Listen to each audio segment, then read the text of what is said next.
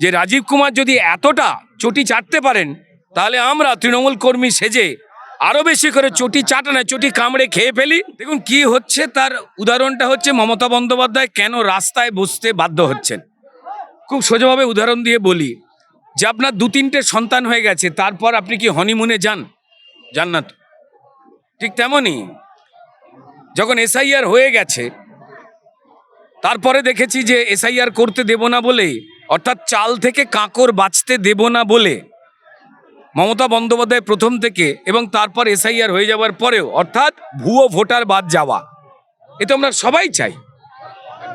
সারা পৃথিবীর বিভিন্ন দেশের লোকজন অন্য দেশে তো ঢুকে পড়তে পারে না। আমাদের এখানে সেই বন্দোবস্ত করিয়ে দিয়ে তৃণমূল বলেছিল যে ভোটের আগে তোমরা চলে এসো, কার্ড বানিয়ে দেব।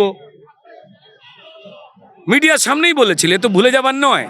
তো সেই ভুয়ো ভোটগুলো, মৃতদেহ ভোটগুলো, যাদের ডবল কার্ড ছিল ভোটার, সেটাকে আগলে রেখে দেওয়ার জন্য এসআইআর এর বাধাদান করতে চেয়েছিল তৃণমূল দল।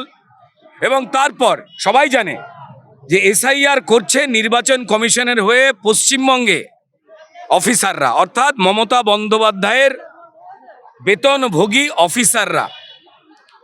আপনারা দেখেছেন মমতা বন্দ্যোপাধ্যায় বলেছিলেন যে কোনো নাম বাদ দেওয়া যাবে না, এবং তারপর 25-30 বছরে 2200 বুথে মানুষ যে মারা গেছে সেইটাও অবধি এই অফিসাররা উড়িয়ে দিয়েছিলেন। এবং দেখা গেছিল যে 25 বছরে কেউ মারাই যায়নি। হতে পারে সারা পৃথিবী থেকে লোক অমরত্ব পাওয়ার জন্য পশ্চিমবঙ্গে ভেবেছিল থাকবে, সব তৃণমূলের করুণা। এই সরকারি অফিসাররা কি পাপী? আমি একদম বলি নয়। ঠিক তেমন পুলিশও নয়। পুলিশ এবং এই সরকারি অফিসাররা তৃণমূলের যে সরকার তার কর্মচারী। যখন তারা গণতন্ত্র মেনে মানুষের পক্ষে কাজ করতে যায় বা নির্বাচন কমিশনের হয়ে সঠিক কাজ করতে চায়, বা পুলিশ যখন অন্যায় দমন করতে চায়, ক্রিমিনালকে ধরতে চায়, তখন তৃণমূল নেত্রী মমতা বন্দ্যোপাধ্যায়, তিনিই মুখ্যমন্ত্রী, তার দলই ঠিক করে দেয় যে অন্যায় আটকাবে, তার চাকরিতে লাল কালি পড়ে যাবে। মমতা বন্দ্যোপাধ্যায় দেখবেন হুমকি দিয়েছিলেন যে এসআইআর করতে যাচ্ছেন, মনে রাখবেন নির্বাচনের পর আমরাই থাকবো। জানি না উনি হয়তো 150-200 বছর বাঁচবেন এবং মুখ্যমন্ত্রী থেকে যাবেন, কাউকে ওই চেয়ার দেবেন না, এটা হয়তো ভাবনা চিন্তা করতে পারেন। কোনো সুস্থ মানুষ এইভাবে ভাবনা চিন্তা করেন কিনা আপনারাই বলতে পারবেন। যে ভয় পুলিশের ওপরে, তার পরিবারকে যে ভয় এই সরকারি অফিসারদের ওপরে তৈরি করা হয়েছে, তাতে তারা কিছু কিছু সময় অন্যায় করতে বাধ্য হন।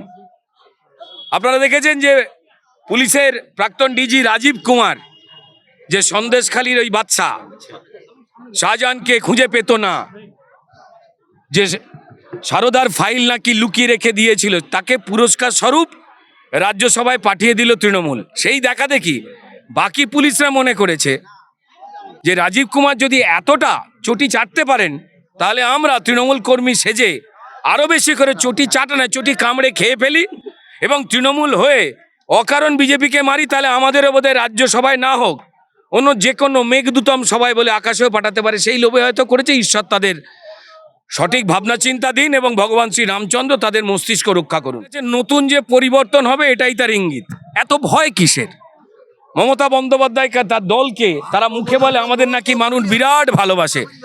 যদি এতই ভালোবাসে, তাহলে নেতাদেরকে ঘিরে এত পুলিশ থাকে কেন?